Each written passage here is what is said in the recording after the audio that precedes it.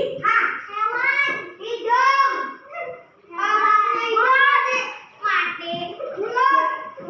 Punya kaki, tangan, dan mulut, dan kepala, dan badan. Rambut. Oke, jadi Memiliki rumah. Hidung, kepala, dan gigi. Dan kaki. Jadi ciri-ciri makhluk hidup itu yang pertama adalah bisa bernafas. Emang ada makhluk hidup yang nggak bisa bernafas? Enggak. Hidup nggak kalau dia nggak bisa nafas? Mati lah. Nah iya kan? Berarti ciri-cirinya yang pertama adalah Bernafas. oke. Berjalan. Bernafas. Kenapa makhluk itu memerlukan kenapa makhluk itu bisa bernafas harus bisa bernafas? Karena kalau tidak bernafas nanti akan mati. Dia nggak punya nyawa. Nah, contohnya hewan yang bisa contohnya hewan. Contohnya makhluk hidup yang bisa bernafas apa? Orang. Oke, orang. Hantu. Kucing. Itu hewan nafas. Ya hewan makhluk hidup tidak? Kucing. Ah, Bunga.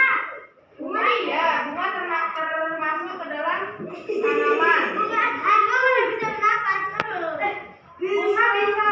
Bunga bisa. Bunga kan termasuk makhluk hidup. Dia kan tumbuhan juga kan? Ya, napasnya hewan anti matahari. Bunga air. Air. Nah, air juga bisa. Selain orang, bunga, terus hewan, apalagi?